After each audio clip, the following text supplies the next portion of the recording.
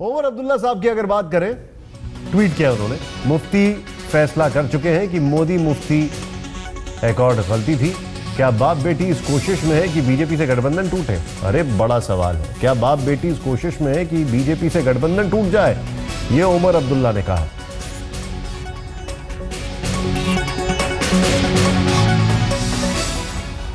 इनके साथ आलम कुछ ऐसा है कि कुर्सी चली गई लेकिन ट्विटर हाथ में आ गया। खैर, आज तक संवाददाता अशोक सिंघल ने की पीएमओ में मंत्री जितेंद्र सिंह से बातचीत। मुख्यमंत्री मुफ्ती मोहम्मद सईद के बयान पर बात करने के लिए हमारे साथ मौजूद हैं बीजेपी नेता और MoS PMO doctor Jitendra Singh ji. Jitendra ji, क्या बीजेपी को मुसीबत में डाल दिया सबसे पहले मुख्यमंत्री बनते जो बयान दिया उन्होंने? देखिए, भारतीय जनता पार्टी पीडीपी के साथ एक न्यूनतम कार्यक्रम को लेकर के सम्मिलित हुई है। सबसे पहले तो मैं आपके माध्यम से इस आरोप का खंडन करूंगा कि भारतीय जनता पार्टी किसी सत्ता के लालच से इस गठबंधन में आई है। यदि सत्ता का ही लालच होता तो आपके ध्यान में रहे कि पिछले 2 मास से वहाँ राज्यपाल शासन चल रहा है और राज्यपाल शासन केंद्र से के नियंत्रण में रहता है और केंद्र में इस समय भाजपा नेतृत्व की सरकार है।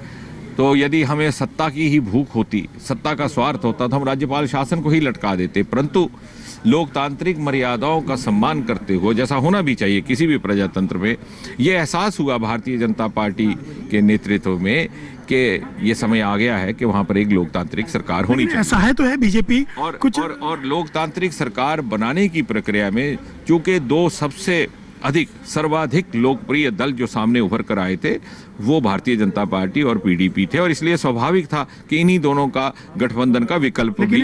सहज स्थिति तो पैदा कर दी है मुफ्ती मोहम्मद सईद ने जो बयान दिया है अलगाववादियों और पाकिस्तान को लेकर, आतंकियों। इस विषय को लेकर भारतीय जनता पार्टी ने अपना मौकिफ स्पष्ट कर दिया। हमारे प्रवक्ताओं ने भी इस पर बात की है, रोज कर भी रहे हैं। भारतीय जनता पार्टी का जो पोजीशन है, जो मौकिफ है, उससे आप परिचित हैं। आप बताइए क्या है? भारतीय जनता पार्टी के सिद्धांतों और उनके सिद्धांतिक विषयों को लेकर के कई वर्षों से जो उसकी पोजीशन है उसमें कोई परिवर्तन नहीं आया। डॉक्टर साहब, एक सवाल हो रहा है, हुर्रियत से, जिस हुर्रियत से बातचीत करने पे पाकिस्तान ने बुलाया था मिलने के लिए, उसकी वजह से बातचीत टूटी थी। अब उसी हुर्रियत की तारीफ की जा रही है मुफ्ती मोहम्मद सईद द्वारा, किस ढंग से देखते हैं? इन विषयों पर संबंधित हमारे मंत्रालय, भले ही वो विदेश मंत्रालय हो, भले गृह मंत्रालय हो, वो एक निर्णय निष्कर्ष निकालते हैं। मेरे लिए इस बात पर, इस विषय पर टिप्पणी करना उचित। क्या अलगाववादियों से बातचीत करेंगे आप लोग?